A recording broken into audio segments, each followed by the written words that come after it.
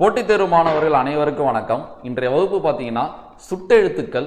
நம்ம இன்றைய வகுப்புல 10 வகையான சுட்டெழுத்துக்களை பற்றி படிக்க போகிறோம். அகச்சுட்டு, புறச்சுட்டு, அண்மை சுட்டு, செய்மை சுட்டு, நெஞ்சரி சுட்டு, உலகரி சுட்டு, பண்டரி சுட்டு, பொருளோடு புணர்ந்த சுட்டு, பொருளோடு புணராத சுட்டு, சுட்டு அல்லா சுட்டு, இந்த மாதிரி ஒரு 10 வகையை நம்ம பார்க்க போகிறோம். நம்ம புத்தகத்தின் அடிப்படையில் பார்க்கும்போது ஒரு 4-5 அந்த மாதிரி தான் பேசிக் தான் கொடுத்துருப்போம். பட் பாடத்திட்ட தலைப்பு சரியா? இப்போ இலக்கணத்தை பொறுத்த வரைக்கும் பாடத்திட்ட தலைப்பு எந்த தலைப்பை தொட்டாலும் அதில் என்ன அதிகபட்சமோ நம்ம அதுதான் பார்த்துட்டு இருக்கோம். ஸோ அதே போல் இந்த சுட்டெழுத்துன்ற தலைப்புலையும் 10 வகையை நம்ம நீ கிளியராக பார்த்தலாம். ரொம்ப எளிமையான தலைப்பு தான். ஏன்னா ஒரு ஸ்டேட்மெண்ட்டாக கேட்டாலோ இல்லை அப்டேட் பண்ணி கேட்டாலோ நம்ம தடுமாறிடக்கூடாது. ஸோ இணைய எழுத்துக்களை நம்ம அது போல தான் பார்த்துருந்தோம். சரியா? அந்த காரணம் 5 காரணம் நான் இருக்கா? ஸோ அந்தந்த வகுப்பில் எதை நான் எக்ஸ்ட்ரா நடத்துகிறேனோ அதை நல்லா முக்கியத்துவம் கொடுத்து நீங்கள் படித்து வச்சுக்க. இன்றைய வகுப்பில் நம்ம சுட்ட எழுத்தை முழுமையாக பார்த்துடலாம். ஸோ இன்னொரு டவுட்டும் இன்னொரு வருத்தமும் சில பேருக்கு இருக்கும். இணைய எழுத்துன்ற தலைப்பே 3/4 மணி நேரம் போதே, 45 நிமிஷம் போதேன்னு. நீங்கள் நல்லா புரிஞ்சுங்க, அது சின்ன தலைப்பாக இருந்தாலும் அதை ஆழ்ந்து அதிக நேரம் செலவு பண்ணி நம்ம கற்றுக்கிட்டாதான் அதை எளிமையாக ரிவிஷன் பண்ண முடியும். சரியா?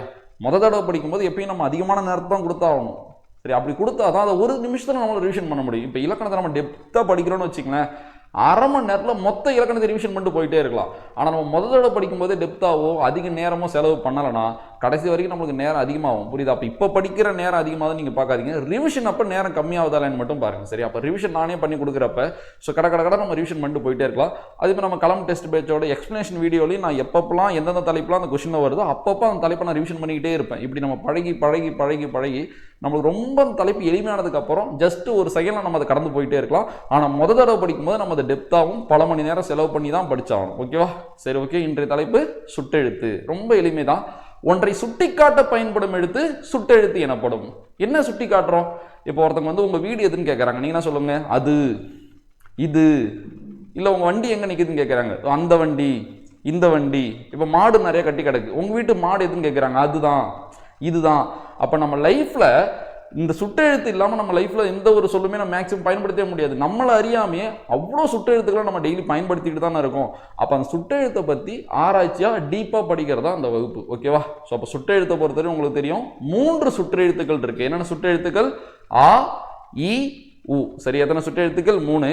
ஒன்றை சுட்டிக்காட்ட பயன்படும் எழுத்து சுட்டெழுத்து எனப்படும். இதுதான் மெயினான விளக்கம். சரி, இதுக்குள்ளே போய் பார்த்தோம்னு வச்சுங்களேன், உயிரெழுத்துக்கள் 12இல் ஆ, இ, உ என்ற 3ம் சுற்றெழுத்தாக வரும். இது ஏன் நான் சொல்றேன்னா, ஏன்னா நம்ம சின்ன இடத்துல ஏமாந்துடக்கூடாது இல்லை. அப்போ ஒன்று நல்லா தெரிஞ்சுங்க, மெய்யெழுத்துக்கள்ல சுட்டெழுத்துலாம் கிடையாது. உயிரெழுத்துல மட்டும்தான் என்ன உண்டு? சுட்டெழுத்து உண்டு. அதுவும் உயிரெழுத்துல எது மட்டும்தான் சுட்டெழுத்தா வரும்? ஆ, இ, உ. இது 3 மட்டும்தான் சுட்டெழுத்தா வரும். இந்த 3லையும் தற்கால வழக்கில் இருக்கிற சுட்டெழுத்து எதுன்னு கேட்டா அது ஆவும் ஈ தான். ஊ என்ற சுட்டெழுத்து தற்காலத்தில் வழக்கில் இல்லை, வழக்கொழிந்து விட்டது. இதை பற்றி நம்ம லாஸ்ட்ல பேசிக்கலாம். ஸோ இதுதான் பேசிக் விளக்கம். உங்களுக்கு புரிஞ்சிருக்கும் நம்புறேன். ஸோ புரியுதா? ஒன்றை சுட்டிக்காட்ட பயன்படும் எழுத்து சுட்டெழுத்து எனப்படும். உயிரெழுத்துக்கள் 12இல் ஆ, இ, உ இது 3 சுட்டெழுத்துன்னு சொல்லுவாங்க. சரியா? நம்ம ஒன்றும் மொழியின் இடையில ப்ராப்பராக படிக்க தெரியல, நமக்கு புரிஞ்சாலே போதும். அடுத்து இன்னொரு மெயினான விளக்கம் என்னன்னா, இந்த ஆ, இ, ஊலாம் இருக்குல்ல, இதுங்க ஒரு சொல்லோட முதல்ல வரும்போது தனித்து சுட்டு பொருளை உணர்த்தினால் அவற்றை சுட்டெழுத்துக்கள் என்பர். இது ஒரு கனெக்ட் ஆகாத மாதிரி தானே இருக்கு. இதை நான் சூப்பராக புரிய வைக்கிறேன், கவனிக்கிறீங்களா? என்ன சொல்ல வராங்கன்னா, ஒரு சொல் இருக்கு, அந்த சொல்லோட முதல் எழுத்தா ஆவோ, ஈயோ, ஊவோ வருதுன்னு வச்சுங்களேன், வந்தாலே இது சுட்டெழுத்துன்னு சொல்ல முடியாது. உடுக்கைன்னு ஒரு வார்த்தை இருக்கு. இப்போ ஊ என்பது சுட்டெழுத்து, அப்போ உடுக்கை என்பது ஒரு சுட்டு சொல்லுன்னு சொல்ல முடியுமா? தப்பு. அந்த இடத்துல ஊ என்பது சுட்டு பொருளை உணர்த்தல. புரியுதா இல்லையா? இப்ப அழகுன்னு ஒரு வார்த்தை இருக்கு, அந்த அழகுல ஆ இருக்கு. இப்ப ஆ என்பது அங்க சுட்டு பொருளை உணர்த்துதா? இல்ல. அப்ப என்ன இதுல விளக்கனா, ஆ, இ, உ இது 3ம் ஒரு சொல்லோட முதல்ல வந்து தனியா அது சுட்டு பொருளை உணர்த்தனாதான் அது சுட்டு எழுத்து. சரியா? இந்த இடம் மட்டும் ரொம்ப ரொம்ப ரொம்ப முக்கியமானது. இது நல்லா புரிஞ்சுங்க. இதுக்கு நான் 2 எடுத்துக்காட்டு வச்சிருக்கேன். ஒண்ணும் இல்ல, அவன். புரியுதா? அவன் இதுலயும் ஆ இருக்கா? அறிவு இதுலயும் ஆ இருக்கா? அவன்ல இருக்கிற ஆ ஒரு சுட்டு, ஏன்னா சுட்டி காட்டுது. சரியா? உங்க அண்ணன் யாரு? அவன். அவனை சுட்டுறனா? இப்ப அறிவுன்னு இருக்கு, அந்த அறிவுல இருக்கிற ஆ எதையுமே சுட்டல, நார்மலா வருது. உங்களுக்கு தெரியும் தமிழ் எவ்வளவு சிறப்பான மொழின்னு. இப்ப கவிதான்னு ஒரு பெயர் இருக்கு, தாவை பிரிச்சா இத்து கூட்டல் ஆ வருதா? நம்ம எல்லாரும் படிச்சிருப்போம். வினா எழுத்து நெடில் ஆ என்பது வினா எழுத்து தானே. சாப்பிட்டாயா, யா, ஈ கூட்டல் ஆ, அந்த இடத்துல ஆ என்பது வினா எழுத்து. கவிதா அங்க இருக்கிற ஆ வந்து ஒரு நார்மலான எழுத்து, அவ்வளவுதான். அப்ப ஒன்ன நம்ம படிச்சுட்டாலே அதுதான் சரி, அப்படியே தான் வரும், நம்ம படிக்கக்கூடாது. இலக்கணத்துல எல்லா இடத்துலயும் விதி விலக்குகள் இருந்துகிட்டே தான் இருக்கும். அப்ப இந்த விஷயத்த நீங்க என்ன எப்படி புரிஞ்சுக்கணும்னா, ஒரு சொல்லோட முதல்ல ஆ இ உ இந்த மூணும் வந்தாலே அதை சுட்டு நம்ம சொல்லிடக்கூடாது. இந்த மூணும் தனியா ஒரு சுட்டை குறிச்சாதான் அது சுட்ட எழுத்து. நான் எடுத்துக்காட்டுறதுக்கு உள்ள காட்டுறேன், உங்களுக்கு புரியும், கவனிக்கிறீங்களா? ஸோ இந்த பேசிக்கை மட்டும் நான் பிடிஎஃப்ல காட்டிட்டு நம்ம எப்பயும் போல ஒயிட் போர்டில் வகுப்பை பார்த்துக்கலாம். இப்போ நான் ஒரு ஸ்டேட்மெண்ட் சொல்ல புரிய வச்சல, அதை மட்டும் நீங்கள் இங்கே பார்த்துக்கலாம். ஸோ எத்தனை வகை பார்க்க போகிறோம்? 10 வகை இன்னைக்கு பார்க்க போகிறோம். ஸோ அப்போ சுட்டெழுத்துக்கள் பயன்பாட்டின் அடிப்படையில் 10 வகையாக பிரிக்கிறாங்க. என்னென்னது? அகச்சுட்டு, புறச்சுட்டு, அண்மை சுட்டு, செய்மை சுட்டு. இது நம்மளுக்கு பழக்கப்பட்டது. ஸோ இன்னும் ஒரு 6 வகை நம்ம இன்னைக்கு எக்ஸ்ட்ரா பார்க்க போகிறோம். என்னன்னா நெஞ்சரி சுட்டு, உலகரி சுட்டு, பண்டரி சுட்டு, பொருளோடு புணர்ந்த சுட்டு, பொருளோடு புணராத சுட்டு, சுட்டு அல்லா சுட்டு. ஓகேவா? ஸோ பாருங்களேன், ஒன்றை சுட்டிக்காட்ட பயன்படும் எழுத்துக்கள் சுட்டெழுத்துக்கள் என்பர். ஓகேவா? ஒன்றை சுட்டிக்காட்ட பயன்படும் எழுத்துக்கள் சுட்டெழுத்துக்கள் என்பர். ஸோ நன்னூல்வாரோட விதி இதுலயும் இருக்கு பாருங்களேன். ஆ இ உம் முதல் தனிவரின் சுட்டே. சரியா? ஸோ இதெல்லாம் தனித்தனியாக தான் வந்து என்னத்தை குறிக்கும்? சுட்டு பொருளை குறிக்கும். இதெல்லாம் மொத்தமாக சேர்ந்து வந்து சுட்டு பொருளை குறிக்காது. இது ஜஸ்ட் ஒரு நன்னூல் விதி. சரியா? ஆ இ உம் முதல் தனிவரின் சுட்டே. ஸோ ஜஸ்ட் தெரிஞ்சு வச்சுங்க. இது ஒன்றும் நம்மளுக்கு அவ்வளோ முக்கியம் கிடையாது. அடுத்தது பார்க்கலாமா? இதுதான் நான் சொல்ல வந்தது உங்களுக்கு. பாருங்களேன், உயிரெழுத்துக்கள் 12இல் ஆ இ உ என்ற 3 எழுத்துக்கள் மட்டுமே சுட்டெழுத்தாக வரும். 3 எழுத்துக்கள் மட்டும்தான் என்ன வரும்? சுட்டெழுத்தாக வரும். மெய் எழுத்துல சுட்டெழுத்து உண்டா? மெய் எழுத்துல சுட்டெழுத்து கிடையாது. உயிரெழுத்துல மட்டும் தான் சுட்டெழுத்து உண்டு. அது எத்தனை எழுத்து இருக்கு? 3. அது எது? ஆ இ உ. கிளியரா? அடுத்து போயிடலாமா? ஸோ அடுத்து பாருங்க, இந்த பாயிண்ட் தான். தயவு செஞ்சு எது கடினமோ எது புதுசா இருக்கோ அதுக்கு முக்கியத்துவம் கொடுக்க கத்துங்க. இது வரைக்கும் பார்த்தாலும் எல்லாரும் தெரிஞ்சது. இது நல்லா கவனிங்களேன். ஆ இ உ என்ற 3 சொல்லுக்கு முதலில் எங்க வரணும்? ஒரு சொல்லோட முதல்ல. இப்படி எதுனால டக்குன்னு மைண்டுக்கு புரியும் பாருங்க. நான் இவ்வளவு நேரம் இப்படி நான் ஃபார்ம் பண்ணா வாயால சொன்னல, கனெக்ஷனே வந்திருக்காது. ஜஸ்ட் இதை ஃபார்ம் பண்ண உடனே ஒரு புரிதல் வரும். சரியா? இங்க என்ன வரும்? ஆ இ உ. சரியா?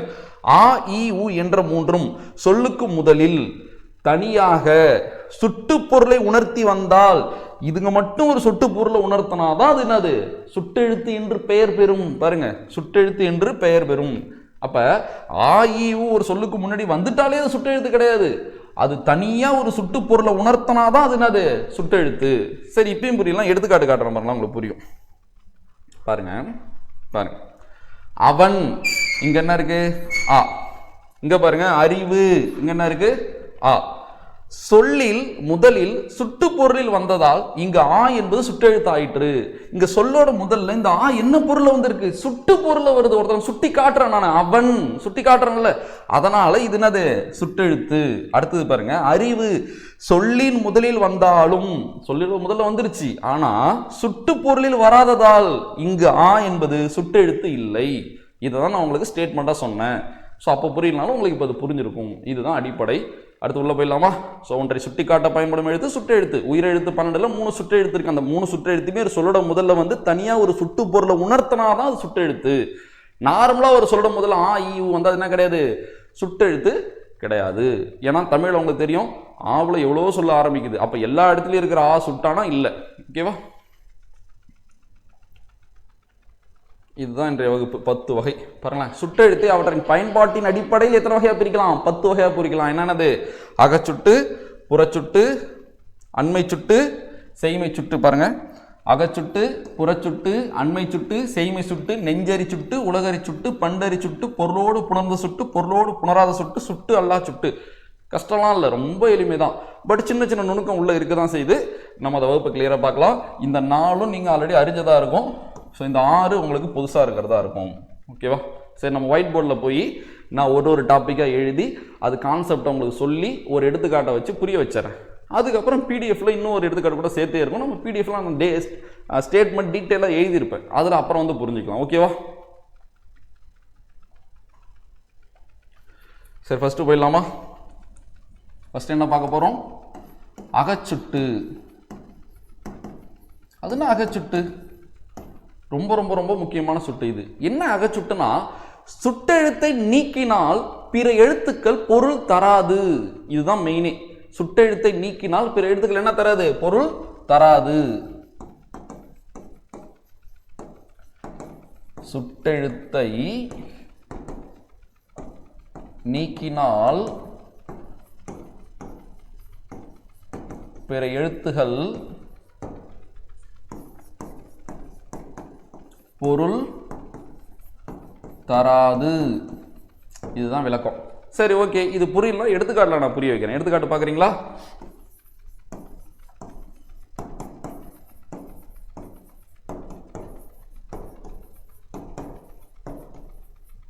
ஸோ இதுவே போதும், நிறைய எழுதலாம், இது போதும். இப்போ நீங்கள் நல்லா கவனிங்க, நான் என்ன சொன்ன விளக்கம்? சுட்டெழுத்தை நீக்கினால் பிற எழுத்துக்கள் பொருள் தராது. இப்போ இந்த ஸ்டேட்மெண்ட்ல முக்கியமான இடம் எதுன்னு கேட்டீங்கன்னா இதுதான், பொருள் தராது. இதுதான் கோட் வேர்ட், நான் வச்சுங்க. சரியா? சரி, இப்போ இதில் எது சுட்டெழுத்து? ஆ. இப்போ நான் ஆவை நீக்கிட்டேன், எனக்கு இந்த வன் பொருள் தருமா? பொருள் தராது. இப்போ நான் ஈயை நீக்கிட்டேன், பொருள் தருமா? தராது. பொருள் தருமா? தராது. பொருள் தருமா? தராது. சில பேருக்கு இப்போ டவுட் வரும், சார் தூ என்பது ஓர் எழுத்து ஒரு மொழி, தூனா ஒன்று, அது ஒரு பொருள் தருதுன்னு நீங்கள் கேட்கலாம். புத்தகத்தில் கொடுத்துருக்கான், அந்த இடத்துல தூக்கு பொருள் இல்லை. புரியுதா உங்களுக்கு? அந்த இடத்துல தூ என்பது ஒரு ஒன்றன்பால் வினைமுற்று விகுதி. இப்போ நான் எதனா நம்ம அது இதுன்னு சொல்லுவோம். நான் எங்கே இருக்குது? அதாவது நான் எதுனா அதுன்னு சொல்லுவோம்ல. ஸோ இலக்கண அடிப்படையில் நான் சொல்கிறேன், அந்தளவு கூட யோசிக்க தேவையில்லை. அந்த இடத்துல அதுக்கு பொருள் கிடையாது. அதனால் இதை சில பேர் யோசிச்சு கஷ்டப்படுவீங்க. அதனால் ரொம்ப அப்படிலாம் யோசிக்காதீங்க. ஸோ இதுதான் கான்செப்ட். இப்போ அங்கு இங்கு வேணா அதிகம் வச்சுக்கலாமா? அங்கு இங்கு பாருங்களேன். இப்போ நான் சுட்டெழுத்து நீக்கிட்டேன், பொருள் தருமா? எனக்கு பொருள் தராது. இவ்வளோதான் விஷயம். சுட்டெழுத்தை நீக்கணும், மற்ற எழுத்து பொருள் தருதான்னு பார்க்கணும். எனக்கு பொருளே தரல, அப்போ இது என்ன சுட்டு? அகச்சுட்டு. சரி, இது புரியும். பட் இன்னொன்று படித்ததுக்கப்புறம் இதில் குழப்பம் வர வாய்ப்பு இருக்குது. அப்படி குழப்பம் வரக்கூடாதுன்னா இப்போ ஒன்று சொல்கிறேன் பாருங்களேன், இதுதான் முக்கியம். சுட்டெழுத்து சொல்லின், இப்போ எழுதுறது தான் முக்கியமானது, சொல்லின் அகத்தே நின்று பொருளை தரும். அகத்தே நின்று பொருளை தரும். புரியுதா? சுட்டெழுத்து சொல்லின் எங்க நின்று பொருளை தருமா? அகத்தே நின்று பொருளை தரும். இது எப்படி புரிய வைக்கலாம் உங்களுக்கு? இது இருக்குல்ல, இந்த சொல்லோட அகத்துக்குள்ள நின்று பொருளை தருது. சரி, இது என்ன புரியலன்னு கேட்டீங்கன்னா ஒன்றும் இல்லை. இப்போ நம்ம உடம்புல உயிர் அகத்தில் இருக்கா புறத்தில் இருக்கா? அகத்தில் தானே உயிர் இருக்கு. சரியா? அப்போ அந்த உயிர் அகத்துக்குள்ள இருக்கிறதுனால தானே நம்ம வாழ்க்கைக்கு ஒரு பொருள் இருக்கு, நம்மளால இயங்க முடியுது. இப்போ அந்த அகத்துக்குள்ள இருக்கிற உயிரை நான் எடுத்துட்டேன்னு வச்சுங்களேன், உடல் பொருளற்று போகுமா இல்லையா? சேம் அதே கான்செப்ட் தான். அப்போ அவன் என்ற சொல்லோட உயிரே இதுதான், தானே. அப்போ நான் எங்க இருக்கு? அகத்துக்குள்ள தானே இருக்கு. அதனால தான் அது பேரு என்னது? அகச்சுட்டு. ஸோ அப்போ சூப்பராக புரிஞ்சுக்கலாம் நீங்க. அப்போ அந்த என்ற சுட்டெழுத்தை நீக்கிட்டேன், எனக்கு பொருளற்று போயிடுது. அதை வச்சு நீங்க கணிச்சிக்கலாம். பாருங்களேன், இப்போ ஆவை தூக்கணும்னே இந்த சொல்லே அவுட் ஆயிடுது. அப்போ காரணம் என்னது? அந்த அகம் போல இருக்கு, அந்த அந்த சொல்லோட உயிர் போல இருக்கு. இதுதான் என்ன சுட்டு? அகச்சுட்டு. அப்போ அகச்சுட்டு சொல்லின் எங்க நின்று பொருளை தரும்? அகத்தே நின்று பொருளை தரும். சரி, இது இப்படியே இருக்கட்டும். புறச்சுட்டு பார்த்ததுக்கு அப்புறம் இது ரெண்டையும் நம்ம கம்பேர் பண்ணி படிச்சோம்னா இன்னும் ஈஸியா இருக்கும். சரி, அடுத்து புறச்சுட்டு போயிடலாமா? அகச்சுட்டு ரிவிஷன் பண்ணலாம் பாருங்க. சுட்டெழுத்தை நீக்கணும், மற்ற எழுத்து என்ன பண்ணணும்? பொருள் தருதா இல்லையான்னு பார்க்கணும். பொருள் தருதா? தரல. அப்போ என்ன சுட்டு? அகச்சுட்டு. அடுத்தது பார்த்தீங்கன்னா, சுட்டெழுத்து சொல்லின் எங்க நின்று பொருளை தரும்? இந்த சொல்லோட அகத்துக்குள்ள நின்று பொருளை தருது. இதுதான் சுட்டு? அகச்சுட்டு. அடுத்து நம்ம என்ன பார்க்க போறோம்? புறச்சுட்டு. 2 புறச்சுட்டு. அப்படியே விளக்கம் பாருங்க. சுட்டெழுத்தை நீக்கினாலும்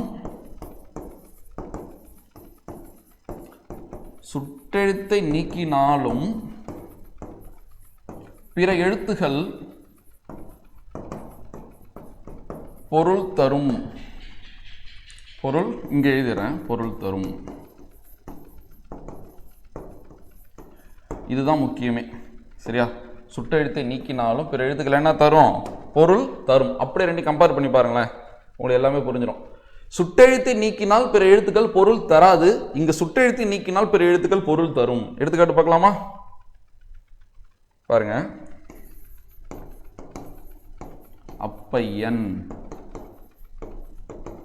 இப்பையன், அம்மரம், இம்மரம். இது போதும், கவனிங்க. இப்போ நான் அங்கேயும் சுட்டெழுத்தை நீக்கிறேன்னா, அப்படியே ரெண்டையும் கம்பேர் பண்ணி பார்த்தா பாரு. அங்கேயும் சுட்டெழுத்தை நீக்கிறேன்னா இங்கேயும் நான் நீக்கிறேன். ஆ இ, ஆ இ. எனக்கு என்ன பொருள் தருது? பையன் பொருள் தருதா? சார் இப்போ இருக்குன்னு கேட்டால் இப்போ எப்படி வந்துச்சு? ஆ பிளஸ் பையன் போன வகுப்பு பார்த்தீங்களா இல்லையா? புணர்ச்சியில் கடைசி பாட்டு பார்த்தீங்களா இல்லையா? அப்போ ஆ பிளஸ் பையன் அப்பையன் புணர்ச்சியோட கடைசி பாட்டில் நான் இது நடத்தியிருப்பேன். சரியா? ஸோ அப்போ வினா சுட்டு பெயர்கள் முன் நாற்கணமும் புணர்தல். வினா சுட்டின் முன் நாற்கணமும் புணர்தல் சொன்னல. ஏ ஆ இ நான் இருக்கா இல்லையா? இதே பாருங்களேன். ஸோ இதுதான். ஸோ இப்போ ஏ என்பது வினா எழுத்து, ஆ என்பது சுற்றெழுத்து, இ என்பது சுற்றெழுத்து. நிலைமொழியா ஒரு வினா எழுத்தோ சுற்றெழுத்தோ வந்து வருமொழியின் முதல்ல ஒரு உயிரெழுத்து வந்தா எப்படி புணரும்னு பார்த்தோம். ஒரு வல்லின உயிர்மை எழுத்து வந்தா எப்படி புணரும்னு பார்த்தோம். ஒரு மெல்லின உயிர்மை எழுத்து வந்தா எப்படி புணரும்னு பார்த்தோம். ஒரு இடையின உயிர்மை எழுத்து வந்தா எப்படி புணரும் நம்ம பார்த்தோம். சரியா?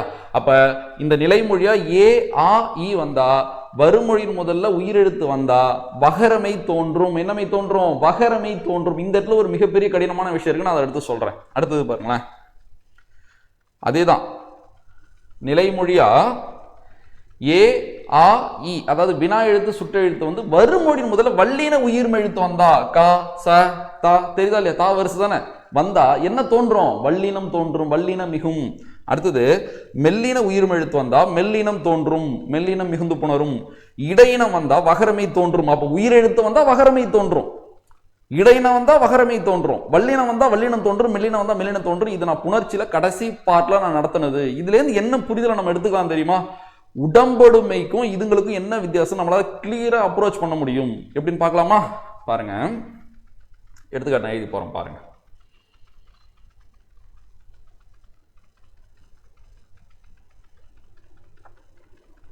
கவனிக்கிறீங்களா?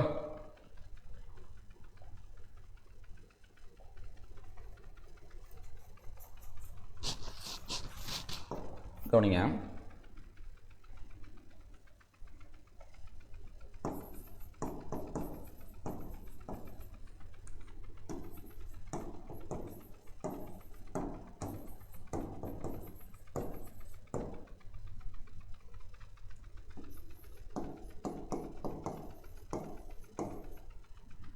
மா பிளஸ் இலை, இ பிளஸ் இலை, ஆ பிளஸ் அன், இ பிளஸ் அன் இப்படி இருக்கா? நம்ம எல்லாருமே உடம்பொடுமை படிச்சிருப்போம். என்ன உடம்பொடுமை படிச்சோம்? நிலைமொழியோட இறுதியிலும் ஒரு உயிரெழுத்து வந்து வருமொழியின் முதலையும் ஒரு உயிரெழுத்து வந்தா ரெண்டு உயிரெழுத்தும் சேராது, அதை சேர்த்து வைக்கிறமை தான் உடம்பொடுமை. தமிழ்ல எது எது உடம்பொடுமைனா ஈ இவ்வு உடம்பொடுமை. நிலைமொழியோட இறுதியில் இருக்கிற உயிரெழுத்து தான் என்ன மெயின் முடிவு பண்ணும். நிலைமொழியோட இறுதியில இ ஐ இருந்தா ஈ என்பது உடம்படுமையாக வரும். இந்த மூணை தவிர்த்து மற்ற உயிரெழுத்துக்கள் வந்தா இவ் என்பது உடம்படுமையாக வரும். ஏ வந்தா ரெண்டுல எது வேணா வரும் நம்ம படிச்சிருக்கோம். அந்த விதிப்படி அப்ளை பண்ணும்போது இங்க நிறைய தப்புகள் வரும். அதுல ஒரு தெளிவு வேணும். சரியா? அந்த தெளிவை தான் இப்ப நான் உங்களுக்கு புரிய வைக்க போறேன். கவனிக்கிறீங்களா?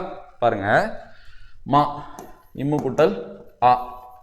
இப்ப இங்க உயிரெழுத்து வந்திருக்கு, இங்கேயும் உயிரெழுத்து வந்திருக்கு, ரெண்டு உயிரெழுத்தும் சேராது, இதை சேர்த்து வைக்கிறமை என்னமை உடம்படுமை. கரெக்டா? இ ஐ இருந்தா தானே ஈ வரும். இ ஐ இங்க இல்ல, அப்ப இவ்வு தானே வரும். அப்ப மா பிளஸ் இவ்வு பிளஸ் இலை என்ன வந்துருச்சு எனக்கு? மாவிலை. கரெக்டா? அடுத்து இங்க வாங்க, இ பிளஸ் இலை இப்படி இருக்கா? ஸோ அப்போ நிலைமொழியும் உயிரெழுத்து வருமொழியும் உயிரெழுத்து ரெண்டு சேராது, அதை சேர்த்து வைக்கிறது உடம்படுமை. தமிழ் எதுனா உடம்படுமை? இ இவு உடம்படுமை. இ ஐ இருந்தால் என்ன வரும்?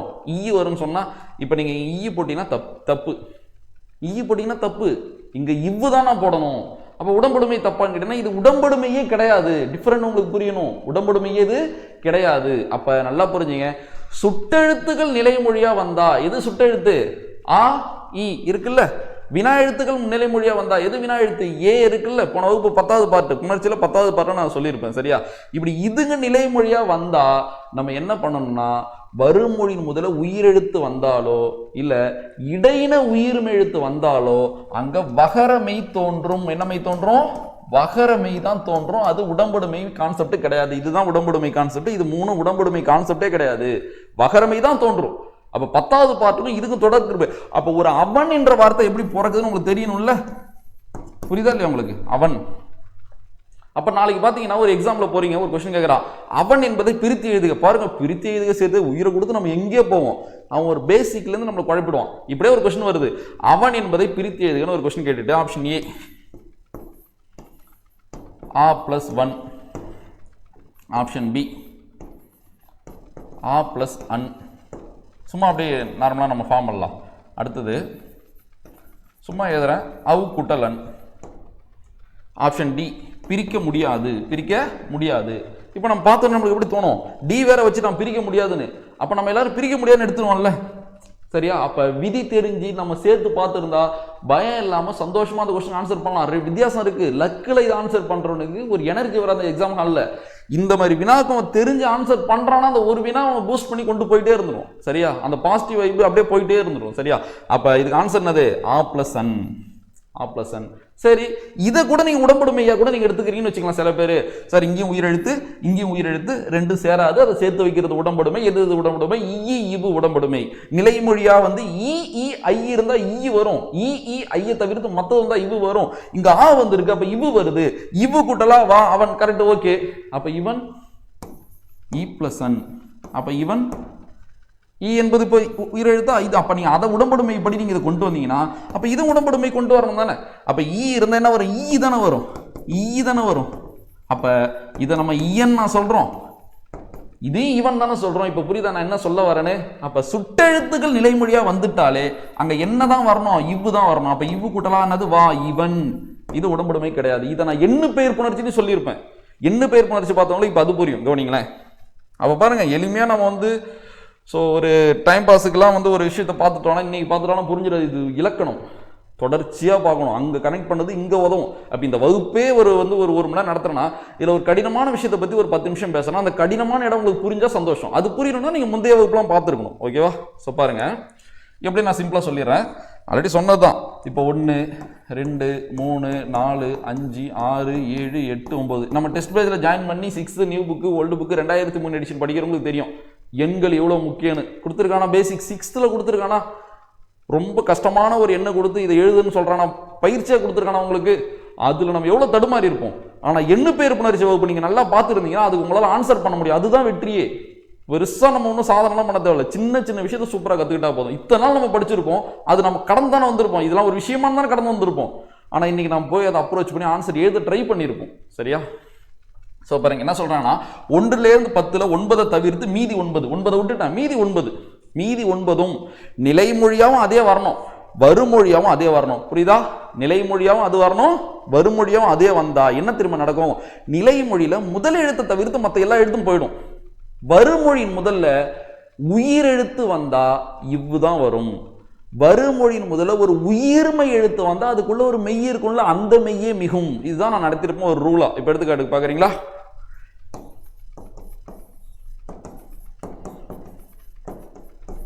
2 + 2, ஓகேவா? 2 + 2. இப்போ நான் சொன்னேன் ஒரே இது வந்தா முதல் எழுத்து தவிர்த்து மற்ற எல்லாம் போயிடுதா? இப்போ இ + 2. இப்போ இது நீங்க உடம்புடுமையா கம்பேர் பண்ண முடியாது, இதை சுட்டெழுத்தாவும் நீங்க கம்பேர் பண்ண முடியாது. இப்போ பாருங்க, ஈ என்பது இந்த இடத்துல சுட்டெழுத்து கிடையாது, இந்த இடத்துல இது எண்ணு பெயர் புணர்ச்சியின் அடிப்படையில் வருது. அப்போ எவ்வளவு வித்தியாசம் இருக்கு, புரியுதா உங்களுக்கு? ஸோ அப்போ இது எண்ணு பெயர் புணர்ச்சியா இருந்தா வருமொழியின் முதல்ல உயிர் எழுத்து இருந்தா இவ்வு தானே வரும்னு சொன்னேன். அப்போ இங்க இவ்வு வருதா? அப்போ இவ்விரண்டுன்னு வருதுல நம்மளுக்கு. ஸோ இவ்விரண்டு இதையும் நான் சொல்லியிருக்கேன். இப்போ தனி கூறில் இருந்தால் இந்த இவ்வு வந்து இங்கே சேர்ந்துடும். தனி கூறில் முன்னொற்று உயிர்வரின் இரட்டும், இந்த இவ்வு போய் ஈ கூட சேர்ந்து இவ்விரண்டுன்னு வரும். ஈரிரண்டுன்னு சொல்லலாம், ரெண்டுமே கரெக்டு தான், ஓகேவா? அது சில பேர் டவுட் வரும், அதுக்காக தான் இப்போ சொல்லிட்டேன். ஸோ இவ்வளோ விஷயம் இருக்குது. அப்போ உடம்புடுமை நம்ம படிச்சுட்டு எல்லாத்துலையும் உடம்புடுமை தான், 99% உடம்புடுமை கரெக்டு தான். இந்த மாதிரி இடத்துல நீங்கள் அலர்ட்டாக இருங்க. ஒரு எண்ணு பேரில் இப்படி வந்தாலோ ஒரு சுட்டு எழுத்து இப்படி வந்தாலோ நீங்கள் அலர்ட்டாக இருக்கணும், ஓகேவா? சரி, நம்ம அந்த வகுப்புக்கு போயிடலாம். கவனிங்க, அகச்சுட்டு புறச்சுட்டு. அகச்சுட்டுனானது சுட்டெழுத்தை நீக்கினால் பிற எழுத்துக்கள் பொருள் தராது. இங்க சுட்டெழுத்தை நீக்கினாலும் பிற எழுத்துக்கள் பொருள் தரும். புரியுது? அப்படியே பாருங்களேன், பையன் ஆ பிளஸ் பையன் அப்பையன், இது கூட இப்ப பாருங்க நான் மேல சொன்ன விதி தானே.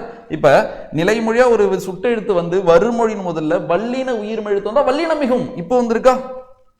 மெல்லின உயிர்மெழுத்து வந்தா மெல்லின மிகும், இம்ம வந்திருக்கா? அம்மாரம் இப்போ எப்படின்னு புரியுதா? அப்போ ஆ பிளஸ் மரம் அம்மாரம், நான் ஆவே தூக்கிட்டேன்னா இம்முங்க வாய்ப்பே இல்லை தானே, அப்போ மரம் தானே இருக்காங்க. அப்போ இப்படி நீக்கி பார்க்கணும். அப்போ அகச்சுட்டு புறச்சுட்டு நான் சிம்பிளாக புரிய வச்சுறேன். ஒரு சொல் கொடுத்துருவான், அதில் இருக்கிற சுட்டு எழுத்தை நீங்கள் தூக்கிடுங்க. தூக்கிட்டு பொருள் தருதா பொருள் தரலையான்னு பாருங்க. பொருள் தரவே இல்லைன்னா அது ஒரு அகச்சுட்டு, பொருள் தந்தா அது ஒரு புறச்சுட்டு. ஏன் இது பொருள் தருது, ஏன் இது பொருள் தரல, அதை ஆழமாக நான் புரிய வைக்கிறேன். சில விஷயம்லாம் புரியும், ஆனால் மறந்துடும். நம்ம ஆழமாக புரிஞ்சுக்கிட்டோம்னா அது பல நாட்களுக்கு மறக்காது. இதுக்கு நான் ஒரு எக்ஸ்ட்ரா டேட்டா எழுதுறேன், கவனிக்கிறீங்களா? என்ன டேட்டானா அது சுட்டெழுத்து சொல்லின் புறத்தே நின்று பொருளை தரும். புறத்தே நின்று பொருளை தரும். சுட்டெழுத்து சொல்லின் புறத்தே நின்று பொருளை தரும். புறத்தே அங்க என்ன அகத்தே. கூறோட கவனிங்க, அது பொருள் தராது, இது பொருள் தரும். அது அகத்தே, இது புறத்தே. இதுதான் கோடு வேடு. சரியா? இப்ப கவனிங்களேன், இது எங்க நின்று பொருள் தருமா? புறத்தே. இது எங்க நின்று பொருளை தருமா? அப்படியே கம்பேர் பண்றேன் பாருங்க. இது எங்க நின்று பொருளை தருமா? அகத்தே. இப்ப புரிய வைக்கிறேன். இப்ப விரல் உங்க கையோட சாரி இந்த விரல் உங்க உடலோட அகத்து உறுப்பா இல்ல புறத்து உறுப்பா? புறத்துல இருக்கிற உறுப்பு. இப்ப நான் அந்த விரலை வெட்டிட்டா உயிருக்கு ஏதாச்சும் ஆபத்தா? இல்ல. ஆனா அகத்துக்குள்ள இருக்கிற உயிரை நான் நீக்கிட்டா உடம்பை பொருளற்று போயிடுது இல்ல. அப்ப அகத்துக்குள்ளேந்து நீக்கினா பாதிப்பு ஏற்படுது, புறத்திலேந்து நீக்கினா பாதிப்பு ஏற்படலை. சேம் இதே கான்செப்ட் தான். அப்ப ஒரு சொல்லோட அகம் போல இருக்கிற ஒரு எழுத்தை நான் நீக்கினா அந்த சொல்லு பொருளற்று போயிடுது. அந்த சொல்லோட புறம் போல இருக்கிற ஒரு எழுத்தை நீக்கினா அந்த சொல் பொருளற்று போல அது பொருள் தருது. இதுதான் அகச்சுட்டு புறச்சுட்டுக்கான மெயின் கான்செப்டே. சரி, அப்ப சுட்டெழுத்தை நான் நீக்கிறேன், எனக்கு பொருள் தருதா இல்லையான்னு மட்டும் நான் பார்ப்பேன். எனக்கு அது பொருளே தரலனா அது அகச்சுட்டு. ஏன்னா அப்ப அகத்திலேருந்து நான் நீக்கிருக்கேன்னு அர்த்தம். அதை நீக்கியே எனக்கு பொருள் தருதுன்னு வச்சுங்களேன், அப்போ அது தேவையில்லை, அது புறத்தில் கடந்திருக்குன்னு தானே அர்த்தம். அதுதான் நான் சுட்டு புறச்சுட்டு. அகச்சுட்டு புறச்சுட்டு உங்களுக்கு புரிஞ்சிருக்கும் நம்புறேன். ரொம்ப ரொம்ப முக்கியமானது இது, பார்த்துங்க. அடுத்து போயிடலாமா? அடுத்தது பார்த்தீங்கன்னா அண்மை சுட்டு.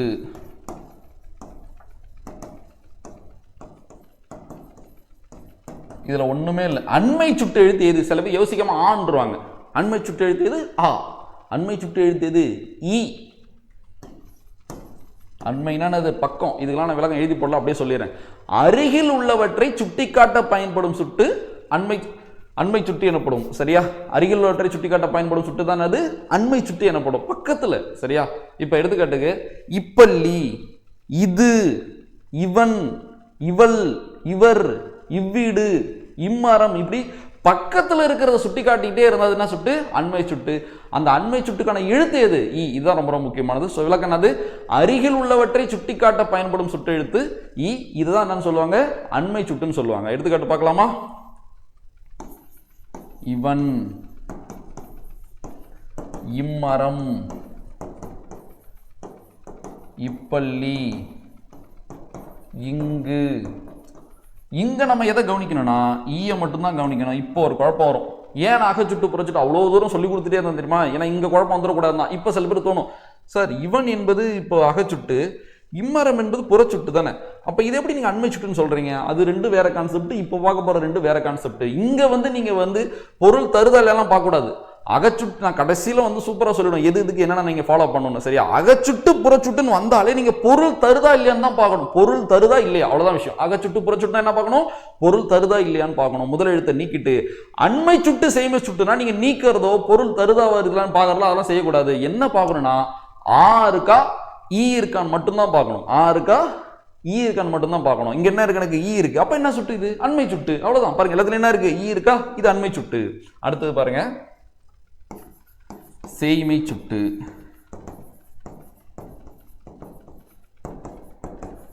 செய்மை சுட்டு எழுத்து எது? ஆ.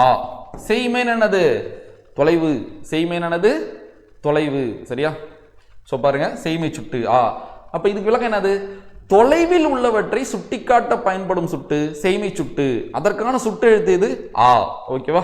இதுக்கு எடுத்துக்காட்டு அப்படியே ஆ மாத்திக்கலாமா? பாருங்களேன், அவன்,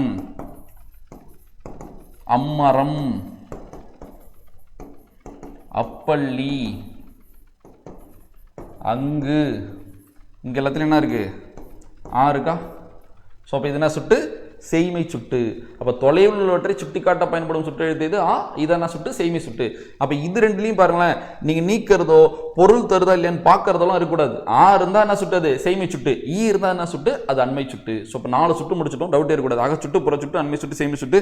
எனக்கு தெரியும் இதுல ஒரு சின்ன சின்ன குழப்பம் இருக்கு. இதை நான் கிளியரா சொல்லிட்டு நான் அடுத்ததுக்கு போயிடுறேன். கவனிக்கிறீங்களா? 4த்துக்கும் எடுத்துக்காட்ட மட்டும் எழுதி நான் உங்களுக்கு புரிய வச்சிடறேன். வெறும் எடுத்துக்காட்டு மட்டும் தான், வேற எதுவுமே கிடையாது. கிளியரா புரியும். கவனிக்கிறீங்களா?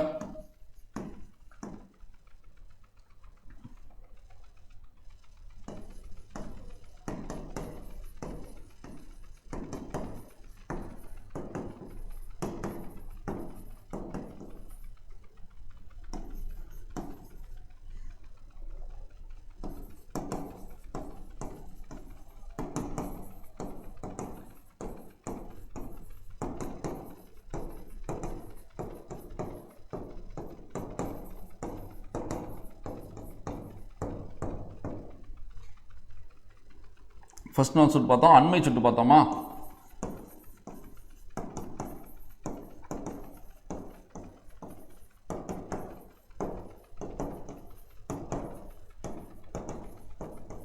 அடுத்து என்ன பார்த்தோம்? சேமி சுட்டு பார்த்தோமா? சாரி, மாற்றி ஆயிட்டேனா?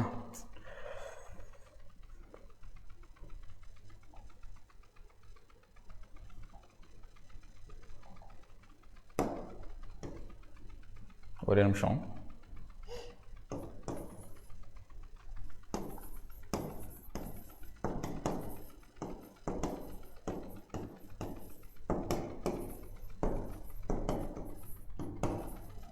அவ்வளோதான்.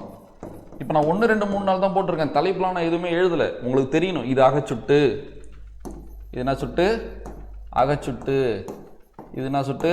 புறச்சுட்டு. இது என்ன சுட்டு? அண்மை சுட்டு. இது என்ன சுட்டு? செய்மை சுட்டு. சரி, ஓகே. ஃபர்ஸ்ட் டைம் படிச்சிங்கன்னா உங்களுக்கு தெரியாத, நான் எழுதிட்டேன். அகச்சுட்டு, புறச்சுட்டு, அண்மை சுட்டு, செய்மை சுட்டு. இப்போ உங்களுக்கு எல்லா குழப்பமும் தெளிவாயிடும். பார்க்குறீங்களா? அகச்சுட்டுனா என்ன பண்ணும்? சுட்டெழுத்தை நீக்கிட்டு மற்ற எழுத்து பொருள் தருதா இல்லைன்னு பார்க்கணுமா? பொருள் தருதா? பொருள் தரலை. அப்போ பொருள் தரலைன்னா என்ன சுட்டு? அகச்சுட்டு. அப்போ இந்த சுட்டு எழுத்து எங்கே இருந்திருக்கு? சொல்லோட அகத்தில் இருந்திருக்கு. சொல்லோட அகத்தில் இருந்திருக்கு. அடுத்து புறச்சுட்டு. இங்கேயும் என்ன பண்ணும்? சுட்டெழுத்து நீக்கிட்டு பொருள் தருதா இல்லையான்னு பார்க்கணுமா? பொருள் தருது. அப்போ இந்த சுட்டெழுத்து எனக்கு எங்கே இருந்திருக்கு? சொல்லோட புறத்தில் இருந்திருக்கு. இது போனாலும் மற்றது பொருள் தருதுன்னா அப்போ இது அகத்துக்குள்ளே இல்லை, புறத்தில் தானே இருக்கு. இது போனால் அது பொருளே தரலனா அப்போ இது அகத்துக்குள்ளே தானே இருக்கு. அப்போ இது அகச்சுட்டு, இது புறச்சுட்டு. சுட்டெழுத்தை நீக்கினால் பிற எழுத்துக்கள் பொருள் தராது, அகச்சுட்டு. சுட்டெழுத்தை நீக்கினாலும் பிற எழுத்துக்கள் பொருள் தரும், அது புறச்சுட்டு. சுட்டெழுத்து சொல்லின் அகத்தே நின்று பொருளை தரும், அகச்சுட்டு. சுட்டெழுத்து சொல்லின் புறத்தே நின்று பொருளை தரும், அது புறச்சுட்டு. அப்போ அகச்சுட்டு புறச்சுட்டு டோட்டலாக வேற கான்செப்ட். அகச்சுட்டு புறச்சுட்டுனா உங்க மெயின் வேலை என்னது? அது ஆ வந்தாலும் சரி, ஈ வந்தாலும் சரி, நீக்கணும். பொருள் தருதா பொருள் தரலையான்னு தான் பார்க்கணும். புரியுதா? அடுத்து அண்மை சுட்டு, செய்மை சுட்டு. இவங்க 2 பேரும் வேற கான்செப்ட். இங்க வந்து நீங்க ஈயை நீக்கிறதுலாம் இருக்கக்கூடாது. இங்க ஆ இருக்கா, ஈ இருக்கான்னு பார்க்கணும். இங்க என்ன இருக்கு? ஈ இருக்கா? அப்ப ஈ என்பது என்ன சுட்டு? அண்மை பக்கம். இவன் உங்க பக்கத்துல இருக்கிறனா நீங்க இவன் சொல்லிங்களா, அவன் சொல்லல, இவன் தானே சொல்லிங்க. சரியா? இப்ப எடுத்துக்காட்டுக்கு உங்க ஃப்ரெண்டு திடீர்னு உங்க ஊரால பைக்ல போறாருன்னு வச்சுங்களேன். சில பேர்லாம் நம்ம வீட்டுக்குலாம் வந்திருக்க மாட்டாங்க, நம்ம க்ளோஸ் ஃப்ரெண்டாக கூட இருப்பாங்கன்னு வச்சுங்க. திடீர்னு பழகிருப்போம். அவங்க வந்து திடீர்னு நம்ம ஊரில் போகிறாங்க, நம்ம வீட்டு வாசலாம் நம்ம நிற்கிறோம். அவங்களுக்கு தெரியாது இல்லை நம்ம வீடு தான் அதுன்னு. உங்கள் வீடு எதுன்னு கேட்டால் இந்த வீடு தான், இந்த வீடுன்னும். ஏன்னா பக்கத்தில் இருக்கு ஈ. இதுவே நீங்கள் உங்கள் ஊரில் பார்த்தீங்கன்னா, உங்கள் ஊரில் நம்ம தெருவில் உங்கள் ஊரில் நீங்கள் நடந்துக்கிட்டு இருப்பீங்களே, எங்கே நீங்கள் ஒரு கடைக்கு போயிட்டு இருக்கீங்க, அங்கே ஒரு இடத்துல நிற்கிறீங்க. அப்போ கேட்குறாரு உங்கள் வீடு எது? அந்த வீடு. ஏன்னா இப்போ தூரத்தில் இருக்கீங்க. சரி, அப்போ தொலைவில் இருக்கிறத சுட்டி காட்டுறதுக்கு நம்ம எது பயன்படுது? ஆ பயன்படுது. பக்கத்தில் இருக்கிறத சுட்டி காட்டுறதுக்கு நம்ம எது பயன்படுது? ஈ பயன்படுது. புரியுதா? அப்போ அண்மை சுட்டு எழுத்தியது ஈ. இப்போ சேமை சுட்டு எழுத்தியது ஆ. அவ்வளோதான் விஷயம். அப்போ இதை பார்த்தோன்னே உங்கள் மைண்டில் புரிஞ்சிருக்கும், கிளியராக இருக்கும். அப்போ அகச்சுட்டு புறச்சுட்டுனா நீக்கிட்டு பொருள் தருதலைன்னு பார்க்கணும். இங்கே ஆ ஈ கான்செப்ட் கிடையாது, பொருள் கான்செப்ட். இங்கே பொருள் கான்செப்ட் கிடையாது, ஆ ஈ தான் கான்செப்ட். ஏன்னா அந்த 4 புரிய வச்சுட்டா அடுத்த 6 அப்டேட் பண்ணி ஈஸியாக இருக்கும். இது 4ல் குழப்பம் இருந்தால் அடுத்தது புரியாது இல்லை. அதுக்காக தான் நான் இவ்வளோ தூரம் சொன்னேன். உங்களுக்கு புரிஞ்சிருக்குன்னு நம்புகிறேன். அடுத்து போயிடலாமா? சரி, அடுத்து என்ன பார்க்க போகிறோம்? நெஞ்செறி சுட்டு பார்க்கலாமா? 5.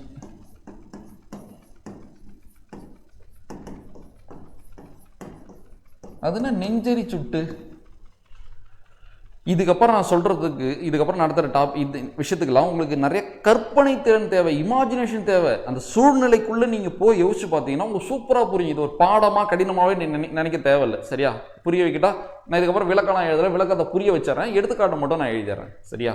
என்னன்னா, பேசுபவரின் நெஞ்சுக்கு மட்டுமே அறிந்த சுட்டு நெஞ்செறி சுட்டு எனப்படும். புரியுதா? பேசுபவரின் நெஞ்சுக்கு மட்டுமே அறிந்த சுட்டு நெஞ்செறி சுட்டு எனப்படும். எடுத்துக்காட்டு நான் எழுதிட்டா, நான் வரும்பொழுது அதை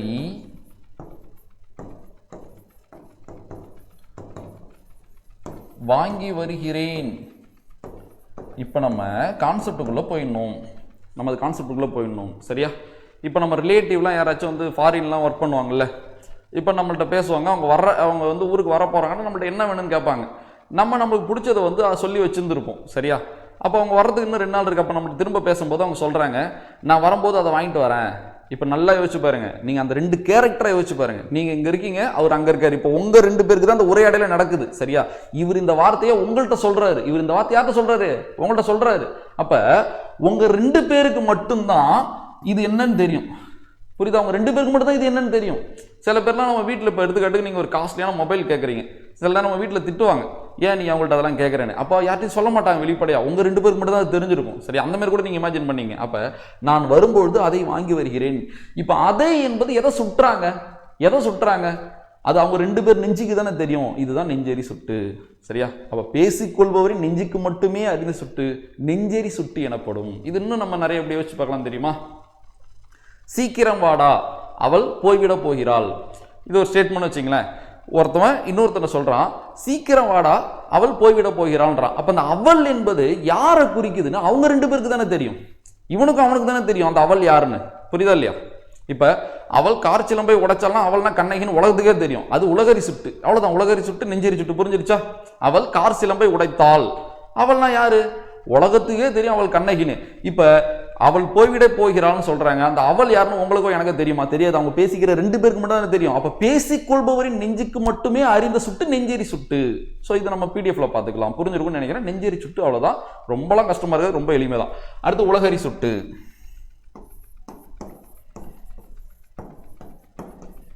அது என்ன உலகரி சுட்டு? உலக மக்கள் அனைவரும் அறிந்த ஒரு பொருளை சுட்டுவது, புரியுதா? உலக மக்கள் அனைவரும் அறிந்த ஒரு பொருளை சுட்டுவது என்ன சுட்டு? உலகரி சுட்டு. எல்லாம் அவன் செயல், எல்லாம் அவன் செயல். நீங்க மெயினா எதை ஃபோக்கஸ் பண்ணணும்? அவன். இதை ஃபோக்கஸ் பண்ணுங்க, இங்கே எதை ஃபோக்கஸ் பண்ணுங்க? அதை. அப்ப அந்த அது எது நான் இன்னுமே சொல்ல பாருங்க, அது எதா ஒன்றா இருக்கலாம், அது அவங்க ரெண்டு பேரும் தான் தெரியும். அது ஒரு மொபைலா இருக்கலாம், இதுல ஏதோ ஒரு பொருளா இருக்கலாம், இல்ல கோல்டா இருக்கலாம், அது ஏதோ அவங்களுக்கு மட்டும்தான் தெரியும். அதுதான் நெஞ்சேரி சுட்டு. இங்க இந்த அவன் என்பது எல்லாருக்கும் தெரியும். யாரு? கடவுள். இந்த அவன் யாரு குறிக்குது?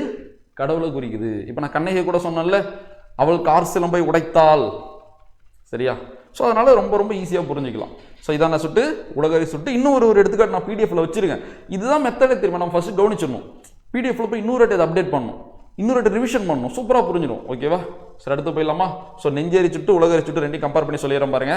ரெண்டு பேருக்கு மட்டும்தான் தெரியும் அவங்க எதை பற்றி பேசுகிறாங்க, யாரை பற்றி பேசுகிறாங்க. அது நெஞ்சேரி சுட்டு. உலகத்தில் இருக்கிற எல்லாருக்கும் தெரியும், அது என்ன சுட்டு? உலகரி சுட்டு. ஓகேவா? ஆனால் இங்கே ரெண்டுத்துலையுமே யாருன்னு சொல்லவே இல்லை பாருங்க. ஆனால் இதை நம்மளால் கண்டுபிடிச்சிட முடியும், அதை நம்மளால் கண்டுபிடிக்க முடியாது. அடுத்து பண்டரி சுட்டு. 7. எவ்வளோ ஈஸியாக இருக்குது பாருங்க, ரொம்ப ஈஸி தான். பண்டரி சுட்டு, பண்டரி சுட்டு. நான் வந்து ரொம்ப கிளாஸாகவே அடிப்படை முக்கியம்னு சொன்னனால சில பேர் இப்படி கூட நினச்சிருக்கலாம், இவருக்கு அவுட் சோர்ஸ்லாம் தெரியாது போல, இந்த அடிப்படை மட்டும் தான் தெரியும் போலன்னு. அது ஆனால் அந்த மீனிங்கில் அது சொல்லவே வரல. அவுட் சோர்ஸ் போகிறதுன்றது மிகவும் ஆபத்தான ஒரு விஷயம், சரியா? இதோடைய அவுட் சோர்ஸ் இருக்குது. இப்போ நம்ம நடத்துறதே அவுட் சோர்ஸ் போல தானே. இது நீங்கள் எந்த புக்கில் பார்த்தீங்க? யோசிச்சு பாருங்க.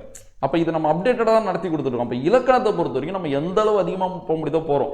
ஆனால் ஒரு மனப்பாடம் பண்ணுற ஒரு தலைப்பை போய் ஏதோ ஒரு புத்தகத்தில் நம்ம படிக்கிறதுன்றது தப்பான மெத்தட் நான் சொல்லலை. பட் இதெல்லாம் படிக்காமல் நம்ம போய் அதை படிக்கக்கூடாது. இதெல்லாம் படித்தா நம்மளால் அப்டேட் பண்ணிக்க முடியும். லட்சக்கணக்கான சொல்லுக்கு நம்மளுக்கு இன்னும் பொருள் தெரியல, விளக்கம் தெரியல, அது ஏன் வந்ததுன்னு தெரியல, புத்தகத்தில் படிக்கிற ஒரு செய்யலே நம்மளுக்கு பிரிக்க தெரியல, சேர்க்க தெரியல. கரெக்டாக? இதெல்லாம் நம்ம ஸ்ட்ராங் ஆகிட்டா அந்த புக்கெல்லாம் ஒன்றுமே கிடையாது. இப்போ நீங்கள் அதை படிக்கிறதுக்கு உங்களுக்கு 1 மாதம் ஆகுதுன்னா இந்த புரிதலோட போய் படிச்சிங்கன்னா 4 நாளில் நீங்கள் அதை படிச்சிடலாம், நீங்களே படிச்சிடலாம், யார் உதவியும் இல்லாமல் படிச்சிடலாம். இப்போ நீங்கள் உலகத்தில் பெரிய ஆளை பார்த்தா வியக்கிறீங்களே. இப்போ தோனின்றது ஒரு எப்படி சொல்றது, ஒரு தலைமுறைக்கு ஒரு ஆள் தான் அப்படிலாம் வாழவே முடியும். அவ்வளோ வெற்றியை குவிச்சு அவ்வளோ சாதனை பண்ணியிருக்காரு, கரெக்டா? அவரே சில பேட்டிலாம் சொல்லியிருப்பாரு, ஒரு ரொம்ப கிரிட்டிக்கலான சுச்சுவேஷன் கிரிக்கெட்டில் வரும், உங்களுக்கு தெரியும், இந்த டீம் ஜெயிக்குமா இந்த டீம் ஜெயிக்குமான்னு, அவ்வளோ ரெண்டுத்துக்குமே வாய்ப்பு சமமாக இருக்கும். அந்த டைம்ல பல சமயம் தோனி இருக்கிற டீமுக்கு தான் வெற்றி கிடைச்சிருக்கும். அதுக்கு அவர் சொன்ன ரீசன் என்னன்னா, அந்த ஒரு அசாதாரணமான சூழ்நிலையில பேசிக்க எவன் ஒருத்தவன் கரெக்டா செய்யறானோ அவன் ஜெயிச்சிருவான். புரியுதா உங்களுக்கு? 2 டீமுக்குமே பதட்டம் இருக்கும், 2 பேருக்குமே பயம் இருக்கும், 2 பேருக்குமே தோத்துருவோம், நடுங்குவான். அந்த 2 பேர்ல எவன் ஒருத்தவன் அந்த டைம்ல உலகமே வியக்கிற மாதிரி ஒரு செயலை செய்ய தேவையில்ல, அடிப்படையாக அவன் கரெக்டாக செய்யறானா அவன் ஜெயிச்சிருவான். பல டீமில் பார்த்துருப்பீங்களே. ஸோ வேர்ல்டு கப் ஃபைனல் கூட பார்த்துருப்பீங்க, இங்கிலாந்து நியூசிலாந்து, சரியா? ஸோ ஒரு ரன் அவுட்டு, அப்போ ஒரு நார்மலாக ஒரு ரன் அவுட்டை பிடிச்சி கரெக்டாக அடிக்கிறது ஒரு பேசிக்கான ஒரு விஷயம், கரெக்டாக? அந்த பேசிக்கை தவற விட்டனால தோத்துருவாங்கல்ல. அப்போ பேசிக்கில் நீங்கள் கரெக்டாக இருந்தீங்கன்னா எவ்வளோ பெரிய வெற்றியை வேணாலும் உங்களால் அடைய முடியும். வெறும் போட்டித் தேர்வு மட்டும் கிடையாது. அதனால் இதை ஒரு சாம்பிளாக நீங்கள் எடுத்துங்க. நீங்கள் மேக்ஸ் படித்தாலும் சரி, எது படித்தாலும் சரி, பேசிக் தான் ரொம்ப ரொம்ப ரொம்ப ரொம்ப முக்கியமானது. ஓகேவா? ஸோ பண்டரி சுட்டு ஏன் இதை சொல்ல வந்தோம்னா, இந்த இடத்துல ஒரு விஷயம் இருக்குது. நம்மலாம் ஒரு பாட்டு படிச்சிருப்போம், 6th புக்கில் கூட கொடுத்துருப்பாங்க. நாமக்கல் கவிஞர் பாட்டு. கத்தியின்றி ரத்தமின்றி யுத்தம் ஒன்று வருகிறது, சத்தியத்தை நித்தியத்தை நம்பு யாரும் சேருவீர், கண்டதில்லை கேட்டதில்லை சண்டை இந்த மாதிரி, பண்டு செய்த புண்ணியம் தான் பழித்ததிடம் பார்த்துட்டுன்னு ஒரு பாட்டு இருக்கும். அந்த பாட்டை நம்ம படித்தோம். நான் இந்த விஷயத்த கிளாஸ் ஸ்டார்ட் பண்ணுறப்ப நான் சொல்லியிருப்பேன். இதுக்கப்புறம் வகுப்பில் நான் சில குவாலிட்டிலாம் சொல்கிறேன், அதை நீங்கள் வளர்த்துக்குங்கன்னு. இப்போ நான் திரும்ப சொல்கிறேன். செய்யுளோ உரைநடையோ இலக்கணமோ படிக்கும் பொழுது ஒரு பொருளோட சொல்லு புரியலைனா அது என்னன்னு போய் தேடி எழுதிக்கிட்டா நம்ம போட்டித் தேர்வை ஜெயிச்சிடலாம், தமிழை நம்ம ஜெயிச்சிடலாம். இது ரொம்ப ரொம்ப முக்கியமான குவாலிட்டி. இதுக்கப்புறம் நீங்கள் ஃபாலோ பண்ணுங்கள். சரியா? புரியுதா நான் சொல்ல வருது? படிக்கும்பொழுது ஒரு விஷயத்தோட பொருள் நம்மளுக்கு தெரியலனா அதை போய் தெரிஞ்சுக்கணும். அப்போ பண்டுனா என்ன தெரிஞ்சுக்கணும். பண்டுனா என்ன? பண்டுனா என்னன்னா பழமை, முன்பு, முன்னாடி நடந்தது பண்டு. அப்போ பண்டு செய்த புண்ணியம்னா என்னது? முன்னாடி செஞ்ச புண்ணியம்னு அர்த்தம். புரியுதா? பண்டுனா என்னது? முன்பு, பழமைன்னு அர்த்தம். அப்போ பண்டறினா என்னது? பண்டு பிளஸ் அரி, பண்டு பிளஸ் அரி. அப்போ புரியுதா? டூக்குள்ள இருக்க ஊ போயிட்டு இட்டு கூட்டலாம் டா பண்டறின்னு கிடைச்சிருமா? அப்போ இதை நான் புரிய வச்சதுனாலே உங்களுக்கு இதோட பொருள் ரொம்ப ரொம்ப ரொம்ப எளிமையாக புரிஞ்சிடும். சரியா? அப்போ பண்டறி சுட்டுனா என்னன்னா ஏற்கனவே அறிந்த ஒரு பொருளை சுட்டுவது. புரியுதா? முன்பே அறிந்த ஒரு பொருளை சுட்டுவது தான் பண்டறி சுட்டு. சிம்பிளா எழுதுறேன் பாருங்களேன். முன்பே அறிந்த ஒரு பொருளை சுட்டுவது என்ன சுட்டு? பண்டறி சுட்டு. அவ்வளவுதான். இப்ப இது பண்டறினால என்னன்னு நாம் படிக்க மாட்டோம், பண்டுனால என்னன்னு படிக்க மாட்டோம். பண்டறி சுட்டுன்னு ஏன் படிக்கிறோம், எதுக்கு படிக்கிறோம்னு தெரியுமா? பண்டறி சுட்டியும் படிச்சிருவோம், அதோட பொருளையும் படிச்சிரும். அது எவ்வளவு பெரிய தப்பு பாருங்க. அவ பண்டுனா தெரிஞ்சதுனால இது ரொம்ப எளிமையா மாறுது பார்த்தீங்களா? சரி, ஓகே. இதுக்கு எடுத்துக்காட்டு எழுதிப்பட்டா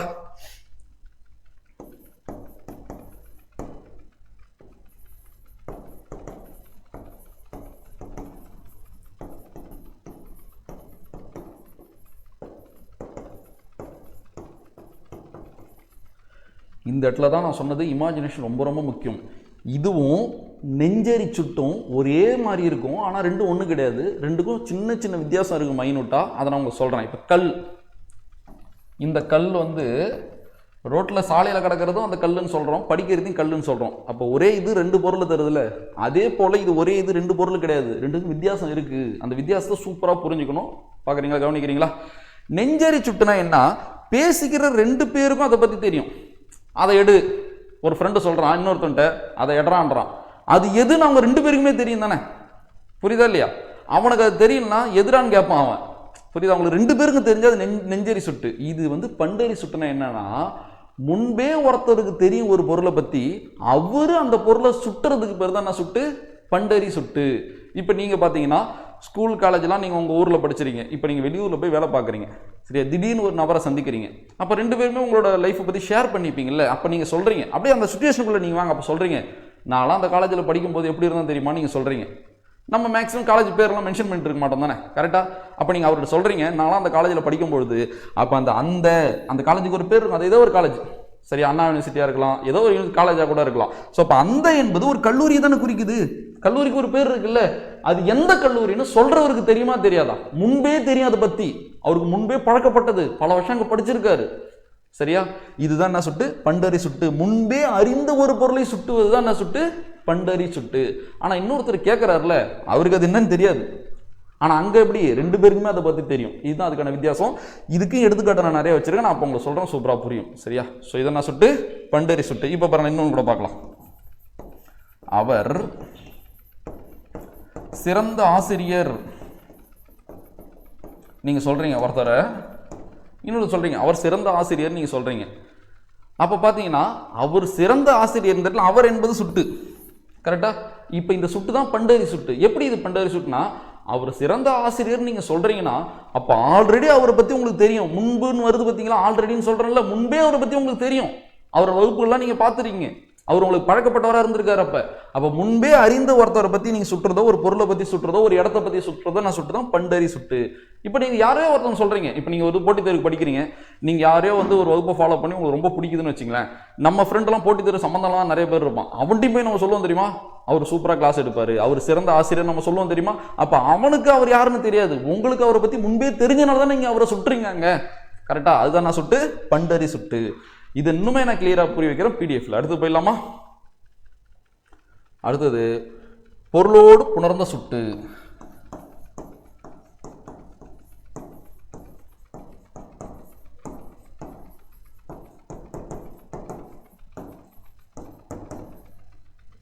இது ஒண்ணுமே இல்லை. பொருளோடு சுட்டெழுத்து சேர்ந்து வருவதை பொருளோடு புணர்ந்த சுட்டு என்பர். இதுக்கெல்லாம் விளக்கம் சொல்லிக்கிட்டே தான் புரியாது, எடுத்துக்காட்டு பார்த்தா தான் புரியும். நிறைய டாபிக் இதுக்கப்புறம் பாருங்களேன், நம்ம இந்த வினை முற்று பக்கம் போனதுக்கு அப்புறமேட்டு விளக்கமே கிடையாது, எடுத்துக்காட்டு தான் அங்கே பேச்சு. எடுத்துக்காட்டு தான், எவ்வளோக்கு எடுத்துக்காட்டு கொடுக்கணுமோ அவ்வளோக்கு எடுத்துக்காட்டு. வினை தொகை நடத்துகிற அன்னைக்கெல்லாம் நான் உங்களுக்கு ஒரு 50 எடுத்துக்காட்டு எழுதி போட்டுறேன். எடுத்துக்காட்டு தான் வகுப்பு. அந்த எடுத்துக்காட்டை வச்சு நீங்கள் விளக்கத்தை சொல்லுவீங்க. இது அதே போல தான் இதுவும். எடுத்துக்காட்டு சொன்னால் புரிஞ்சிடும், விளக்கம் சொன்னால் புரியாது. பார்க்கலாமா? எடுத்துக்காட்டு, உன் புத்தகம் எது? உன் புத்தகம் எது? இப்போ நான் கேட்குறேன், உன் புத்தகம் எது? அதுக்கு ஒரு விடை வருது, இப்புத்தகம். இல்லை அப்புத்தகம், எட்ட இருக்கு அப்புத்தகம். இல்லை இப்படி திரிச்சு கூட நான் எழுதுறேன், இந்த புத்தகம்.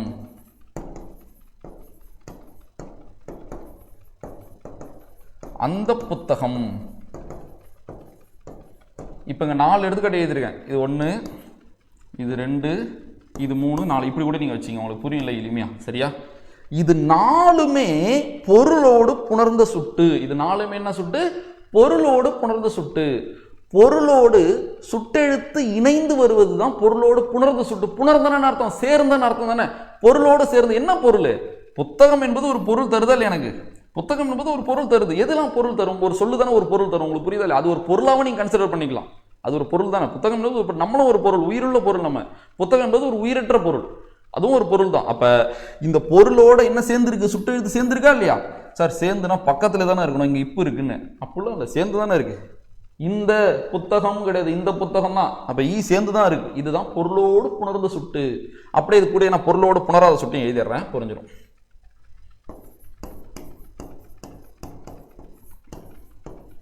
பொருளோடு புணராத சுட்டு.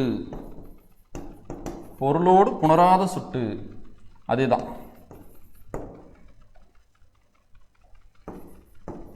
உன் புத்தகம் எது கேட்குறாங்க. இது, அது, அவ்வளோதான். அங்கே விடைய பாருங்க. இப்புத்தகம், அப்புத்தகம், இந்த புத்தகம், அந்த புத்தகம். இப்புத்தகம் தான் இந்த புத்தகம் மாறும், அப்புத்தகம் தான் அந்த புத்தகம் மாறும். அவங்களாம் தெரிஞ்சது தான். சரியா சார்? இப்போ வந்து இங்கே டவுட் வரும் சார், இப்புத்தகம் என்பது புறச்சுட்டு தானே சொன்னீங்க, இங்கே என்ன வந்து இது நீங்கள் பொருளோடு புணர்ந்த சுட்டுன்னு சொல்கிறீங்க, அப்போ எதனா ஆன்சர் எடுக்கிறது? அப்படிலாம் கேட்க மாட்டான், அப்படி கேட்க வாய்ப்பே கிடையாது. ரெண்டும். அப்போ இப்புத்தகம் என்பது புறச்சுட்டுலையும் வரும், இதுலேயும் வரும். சரியா? நீங்கள் ரொம்ப போட்டு குழப்பிக்கவே தேவையில்ல, எல்லாத்துக்கும் ஒரு சின்ன சின்ன கனெக்ஷன் இருக்கும். இப்போ எடுத்துக்காட்டு பார்த்தீங்கன்னா, அவன் அகச்சுட்டா, அவன் அகச்சுட்டு, அப்பையன் புறச்சுட்டு. நல்லா கவனிங்க, அவன் அகச்சுட்டு, அப்பையன் புறச்சுட்டு. இது ரெண்டுமே சேமி சுட்டு. ஏன்னா என்ன இருக்கு? இருக்கா? அவன், அப்பையன். இவன் அகச்சுட்டு, இப்பையன் புறச்சுட்டு. ரெண்டுமே அண்மை சுட்டு. ஏன்னா இருக்கா? அப்ப எதுக்கு எதை பார்க்கணும்னு தெரியுதுல, நம்மளுக்கு கனெக்ஷன் இருக்குன்னு தெரியல. அதே போல தான் சொல்ல வரேன், அதுக்கு இதுக்கு கனெக்ஷன் இருக்குதான்.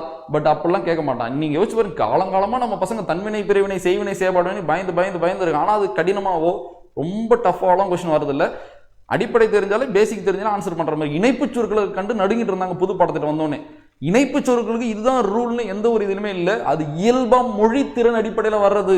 அதையும் அவன் கடினமா கேட்கவே இல்லை. சரியா? அதனால நீங்க ரொம்ப அதை போட்டு அழட்டிக்க தேவையில்லை. அதெல்லாம் நம்ம பார்த்துக்கலாம்.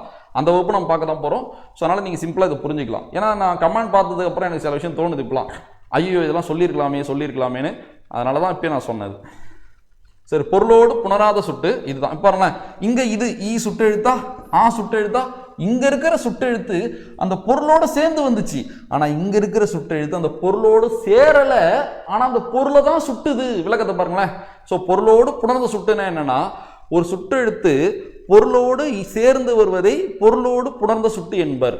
ஒரு சுட்டெழுத்து பொருளோடு சேராமல் அந்த பொருளையே சுட்டுவது பொருளோடு புணராத சுட்டு எனப்படும். புரியுதா உங்களுக்கு? ஒரு சுட்டெழுத்து அந்த பொருள் கூட சேராது, ஆனா அது எதை தான் சுட்டுது? அந்த பொருள் தான் சுட்டுது. இப்ப உன் புத்தகம் எது? இது. இப்ப நான் எதை சொல்றேன்? புத்தகத்தை தான் சொல்றேன். ஆனா அங்க புத்தகம் என்பது பொருள் கிட்ட வரல இல்ல. அப்ப அந்த பொருள் கூட தான் அது சேர்ந்து இருக்காத தவிர அது எதை தான் சுட்டும்? பொருளை தான் சுட்டும். ஓகேவா? ஸோ இதுதான் பொருளோடு புணர்ந்த சுட்டு, இதுதான் பொருளோடு புணராத சுட்டு. அடுத்து போயிடலாமா? ஸோ லாஸ்ட், இது குழப்பற மாதிரி இருக்க, புரியுது இல்லை? ஒன்றும் இல்லை, ரொம்ப எளிமைதான். ஓகேவா? இப்போ உன் வீடு எது? இவ்வீடு. இப்போ வீடு தான் அந்த இடத்துல பொருள். அப்போ அந்த இடத்துல சுட்டு எடுத்து சேர்ந்துருக்கா? அப்போ அது பொருளோடு புணர்ந்த சுட்டு. உன் வீடு எது? இது.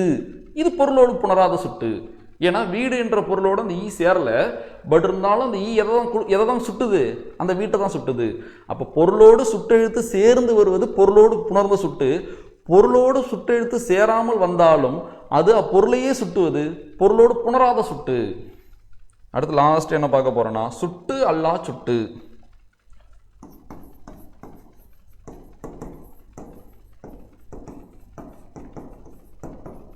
இது ஈறுகட்ட எதிர்மறை பெயரெச்சம். சரியா? அல்லாத ஈறுகட்டை, அல்லானா ஈறுகட்ட. சரியா? அங்கே அல்லாதன்னு இருந்துச்சுன்னா அது எதிர்மறை. இப்போ இந்த ஈரை நான் தூக்கிட்டேன்ல, அதனால இது ஈறுகட்டன்னு வரும். அதெல்லாம் நான் உங்களுக்கு பெயரெச்சம் நடத்தும் போது சொல்லித்தரேன். பெயரெச்சம், எதிர்மறை பெயரெச்சம், ஈறுகட்ட எதிர்மறை பெயரெச்சம். ஈறுகட்ட எதிர்மறை பெயரெச்சத்தில் வல்லினம் மிகும், அதனால தான் இச்சு போட்டிருக்கேன். அதெல்லாம் பார்த்துக்கலாம். சுட்டு அல்லா சுட்டுன்னு என்ன தெரியுமா? அந்த தொடர்றனா எங்கேயுமே சுட்டெழுத்தே குறிச்சிருக்க மாட்டேன், ஆனாலும் அந்த இடத்துல நான் ஒரு ஆளை சுட்டி காட்டுவேன். எப்படின்னு பாக்குறீங்களா? தசரத மைந்தன்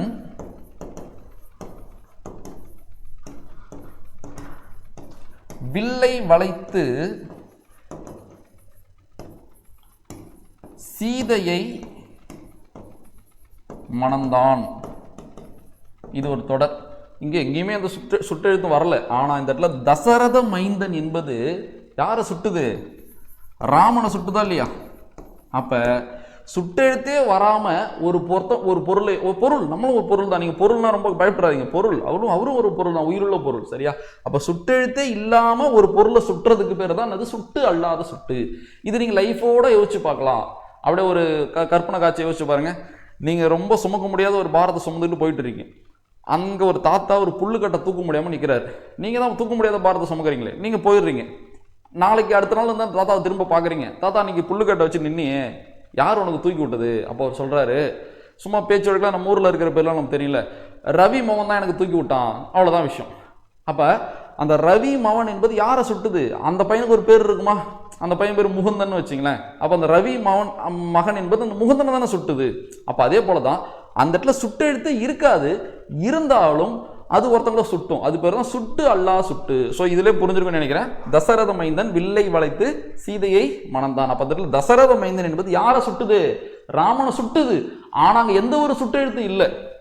அப்போ ரவி மகன் என்பது அங்கே எந்த ஒரு சுட்டெழுத்து இல்லை, ஆனால் அது அவரோட மகனை சுட்டுது, அந்த மகனோட பேரை சுட்டுது. முகுந்தன்ற ஒரு பொருள், ஒரு உயிருள்ள பொருளை சுட்டுது இல்லை. இதுதான் சுட்டு அல்லா சுட்டு. ஓகேவா? இந்த 10 வகையை நம்ம பிடிஎஃப்ல பார்க்க போகிறோம். பார்க்கலாமா? இது கூட இதையும் சொல்லிடுறேன். சுட்டு திரிபு இந்த 10 வகையில் இது அடங்காது. ஊ என்ற சுட்டெழுத்தை பற்றி ஃபர்ஸ்ட் சொல்லிடுறேன். ஊ, இந்த ஊ என்ற சுட்டெழுத்து தற்காலத்தில் வழக்கில் இல்லை, வழக்கொழிந்து விட்டது. சரி, வழக்கில் இல்லை. அப்போ இது எதை குறிச்சுது? இடையில் உள்ளவற்றை சுட்டிக்காட்ட பயன்பட்டது. ஆ என்பது தொலைவில் உள்ளவற்றை சுட்டிக்காட்ட பயன்பட்டது. ஈ என்பது அருகில் உள்ளவற்றை சுட்டிக்காட்ட பயன்பட்டது. அதே போல ஊ என்பது இரண்டிற்கும் இடைப்பட்டதை சுட்டிக்காட்ட பயன்பட்டது. அந்த காலத்துல உவன், உது இந்த மாதிரி வார்த்தைலாம் பயன்படுத்தியிருப்பாங்க. தூரத்துல இருந்தா அவன், பக்கத்துல இருந்தா இவன், ரெண்டுக்கும் நடுவுல இருந்தா உவன். தூரத்துல இருந்தா அது, பக்கத்துல இருந்தா இது, ரெண்டுக்கும் நடுவுல இருந்தா அது உது. உப்பக்கம் முதுகு பக்கம்னு அர்த்தம். உம்பர் மேலேன்னு அர்த்தம். உதுகான் சற்று தொலைவில் அர்த்தம். எல்லாம் நீங்க நோட் பண்ணி நோட்ஸ் எடுத்துங்க. சரியா? புரியுதா? உப்பக்கம்னானது முதுகு பக்கம், உம்பர்னானது மேலே, வானத்தவர். உம்பர்னா மேலேன்னு அர்த்தம். உதுகான் சற்று தொலைவில் கான் அர்த்தம். சற்று தொலைவில் ரொம்ப தூரம் இல்லை, ரொம்ப பக்கம் இல்லை, ரெண்டுத்துக்கு நடுவுலன்னு அர்த்தம். கரெக்டா? அப்ப ஊ என்பதனால இடமை சுட்டு. சரியா? அடுத்தது சுட்டு திரிபை பத்தி சொல்லிடுறேன். இது 10 வகையில் அடங்காது. இது ஒரு ஆல்ரெடி இருக்கிற ஒரு வகையோட கான்செப்ட் தான். சப் டாபிக் கூட வச்சுக்கலாம். நான் சொல்றேன் பாருங்க. சுட்டு திரிபு, சுட்டு திரிபு புறச்சுட்டில் ஏற்படும் மாறுபாடே சுட்டு திரிபு எனப்படும். புறச்சுட்டில் ஏற்படும் மாறுபாடு எப்படி அழைக்கப்படும்? சுட்டு திரிபு எனப்படும். ஒரு புறச்சுட்டு தான் சுட்டு திரிபா மாறி. இப்ப நான் சொன்னதை விட உங்களுக்கு இப்ப சூப்பரா புரியும் பாருங்களேன். அப்பையன் இம்மரம். இப்ப அப்பையன், அந்த பையன், இம்மரம், இந்த மரம். இப்ப நீங்க சொல்லுங்க, அப்பையன் இம்மரம் என்பது அகச்சுட்டா புறச்சுட்டா? புறச்சுட்டு. சுட்டெழுத்தை நீக்கினாலும் பிற எழுத்துக்கள் பொருள் தருதில்லை எனக்கு. அப்ப இது புறச்சுட்டு தானே. இந்த புறச்சுட்டு தான் எப்படி மாறிடுச்சு? சுட்டு திரிபா மாறிடுச்சு. இது ரெண்டும் புறச்சுட்டு. இவ்வளவுதான் நோட்ஸ். இது ரெண்டும் புறச்சுட்டு, இது ரெண்டும் சுட்டு திரிபு. அப்போ யாராச்சும் உங்கள்கிட்ட சுட்டு திரிபுனா என்னன்னு கேட்டீங்கன்னா சொல்லணும், புறச்சுட்டில் ஏற்படும் மாறுபாடே சுட்டு திரிபு எனப்படும். புறச்சுட்டில் ஏற்படும் மாறுபாடு எப்படி அழைக்கப்படும்? சுட்டு திரிபு எனப்படும். சொல்லி முடிச்சுட்டு போயிட்டே இருக்கலாம். இதுதான் சுட்டு திரிபு. இன்னொன்று தெரிஞ்சுங்க, இந்த காலத்தில் ஆ என்பது அந்தன் தெரியும், ஈ என்பது இந்தன் தெரியும். இது ரெண்டும் என்ன தெரியுமா வேறுபாடு? இது ரெண்டும் சுட்டு எழுத்துக்கள், இது ரெண்டும் சுட்டு சொற்கள். சுட்டு சொற்கள் இதை நம்ம இந்த காலத்தில் இடைச்சொற்களாகவும் பயன்படுத்திட்டு இருக்கோம். இது ஒரு எக்ஸ்ட்ரா டேட்டா தெரிஞ்சுங்க, சரியா? அப்போ ஆ என்பது அந்தன் தெரியும், ஈ என்பது இந்தன் தெரியும். ஆ ஈ என்பது சுட்டு எழுத்து, அந்த இந்த என்பது சுட்டு சொற்கள். இதை இந்த காலத்தில் இடைச்சொல்லாகவும் பயன்படுத்துறாங்க. ஸோ பிடிஎஃப் பார்க்கலாமா? ஒன்றை சுட்டிக்காட்டு. அப்போ பாருங்க, இன்னைக்கு என்னன்னா நீங்கள் அப்படியே உங்கள் சிலபஸ் எடுத்து நோட்டை ஏதோ சொன்னல அப்படியே நீங்கள் சுட்டு எழுத்து வந்து அண்டர்லைன் பண்ணி வச்சுக்கலாம். பரவாயில்ல, இந்த டாபிக் நம்ம படிச்சுட்டோம், இதான் அதிகபட்சம் நீங்கள் நோட் பண்ணிக்கலாம்.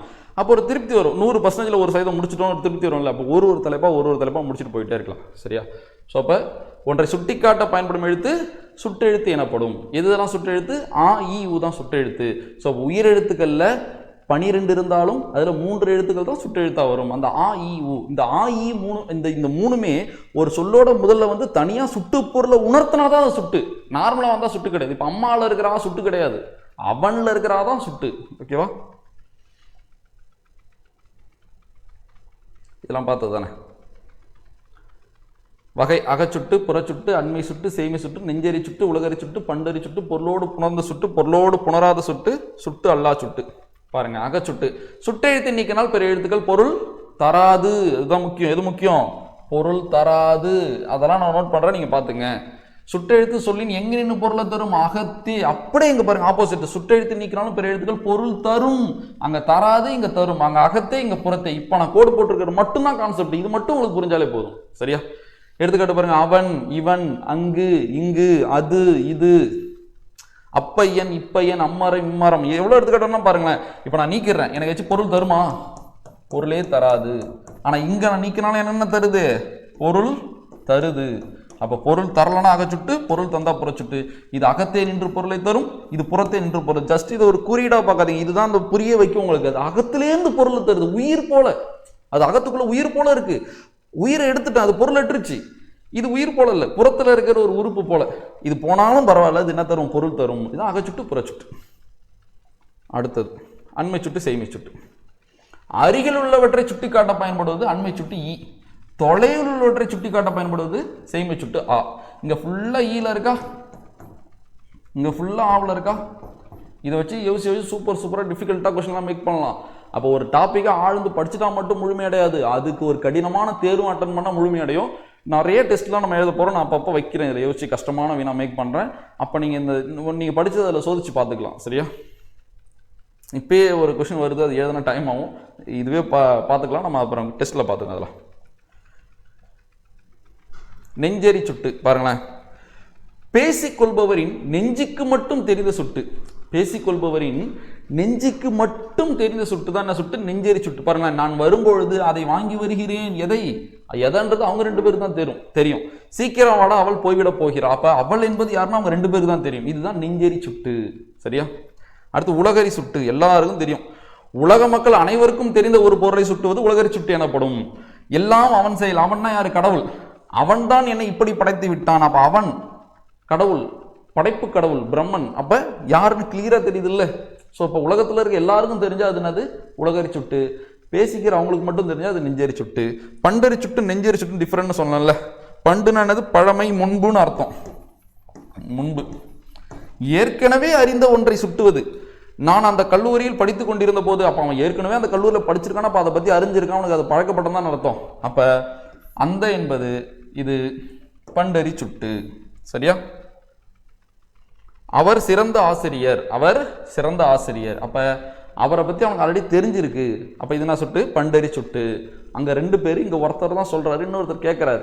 சொல்றவருக்கு அது ஆல்ரெடி பழக்கப்பட்டதா இருக்கும், சரியா? இன்னொரு எடுத்துக்காட்டு கூட நம்ம பார்க்கலாம். என்ன பார்க்கலாம்னா, நான் அவனைத்தான் மணந்து கொள்வேன். இப்போ ஒரு பொண்ணு சொல்றா, நான் அவனைத்தான் மணந்து கொள்வேன்னு சொல்றா. அப்போ அந்த பொண்ணு வீட்டிலே சொல்கிறான்னு வச்சுங்களேன். வீட்டில் வந்து அவங்களுக்கு அந்த பையன் யாருன்னே தெரியாது, இவங்களுக்கு தெரியுது இல்லை. ஸோ அப்போ இவங்களுக்கு தெரிஞ்சனால தான் சொல்கிறாங்க, அவங்களுக்கு தெரியாது, இவங்களுக்கு தெரியும். இதுதான் பண்டறி சுட்டுக்கும் நெஞ்சேறி சுட்டுக்கு இருக்கிற வித்தியாசம். 2 பேருக்குமே தெரிஞ்சிருந்தா அப்போ இவங்க அதை அப்படி சொல்ல போகிறதும் இல்லை, அப்படி ஒரு பிரச்சனை ஆக போகிறதும் இல்லை. அப்போ அவங்க வீட்டுக்கு யாருன்னே தெரியாது, இவங்களுக்கு தெரியும், அதனால் இவங்க சொல்கிறாங்க. அப்போ ஆல்ரெடி இவங்களுக்கு தெரிஞ்சிருக்கு, முன்பே தெரிந்ததுனால இது என்ன சுட்டு, பண்டரி சுட்டு. இந்த மாதிரி நிறைய எடுத்துக்காட்டு யோசிச்சு பார்த்து நம்ம மேக் பண்ணிக்கலாம். பட் இதை வச்சு நீங்கள் புரிஞ்சுங்க, சரியா? அடுத்து பாருங்களேன், பொருளோடு புணர்ந்து சுட்டு. ஒரு பொருளோடு சுட்டு எடுத்து சேர்ந்து நிற்பது, பொருளோடு புணர்ந்து சுட்டு. பாருங்களா, புத்தகத்தை கூட சேர்ந்து இருக்கா? ஸோ இதான் பொருளோடு புணர்ந்து சுட்டு. இங்க பாருங்க, பொருளோடு புணராத சுட்டு. இப்போ எங்க புத்தகத்தோட சேர்ந்துருக்கு, சேரல பாருங்க. உன் புத்தகம் இது, அது இது, அவ்வளவுதான். ஸோ அப்ப ஒரு பொருளோடு சுட்டு எடுத்து சேராமல் தனியாக வந்து அப்பொருளை சுட்டுவது, தனியாக நின்று. இன்னொன்று தெரிஞ்சுங்க, இங்க இருக்கிறது போல அப்படியே நம்ம மைண்ட்ல ஏற்றி சொல்லணும்னு ஆசைப்படவே படாதீங்க. அது மிகப்பெரிய தப்பு, சரியா? புரிஞ்சுக்கிட்டு நம்மளுக்கு என்ன வருதோ அதை சொன்னாலே போதும், ஓகேவா?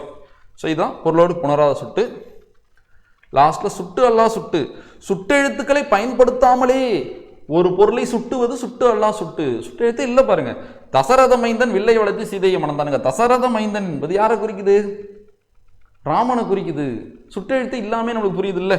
இங்கு தசரத மைந்தன் ராமனை சுட்டுகிறது. ஸோ இவ்வளோதான் சுட்டு. லாஸ்ட்டாக என்ன சொன்ன, சுட்டு திரிபு. புறச்சுட்டில் ஏற்படும் மாறுபாடு தான் அது சுட்டு திரிபு. என்ற சுட்டெழுத்து தற்காலத்தில் வழக்கில் இல்லை. அது எந்த இடத்த சுட்டி காட்ட பயன்படுது? இடையில் உள்ளவற்றை சுட்டி காட்ட பயன்படுகிறது. அப்ப இ உ இந்த 3 சுட்டெழுத்து இருக்கு. உயிரெழுத்துலாம் இந்த 3 இருக்கு. இந்த 3 தான் சுட்டெழுத்து. மெய் எழுத்துல சுட்டெழுத்து கிடையாது. இந்த 3 ஒரு சொல்லோட முதல்ல வந்து ஒரு சுட்டு பொருளை குறிச்சாதான் அது சுட்டெழுத்து. நார்மலா ஒரு சொல்ல வந்து அது சுட்டெழுத்து கிடையாது, சரியா? பக்கான ஒரு வார்த்தை இருக்குன்னா அங்க சுட்டெழுத்து கிடையாது. எத்தனை சுட்டு இருக்கு? 10 இருக்கு. அகச்சுட்டு, புறச்சுட்டு, அண்மை சுட்டு, செய்மை சுட்டு, நெஞ்சேரி சுட்டு, உலகரி சுட்டு, பண்டரி சுட்டு, பொருளோடு புணர்ந்த சுட்டு, பொருளோடு புணராத சுட்டு, சுட்டு அல்லா சுட்டு. ஸோ உங்களுக்கு புரிஞ்சிருக்கும் நம்புறேன். ஸோ நம்ம அடுத்த வகுப்புல இன்னொரு தலைப்புல சந்திக்கலாம். நன்றி.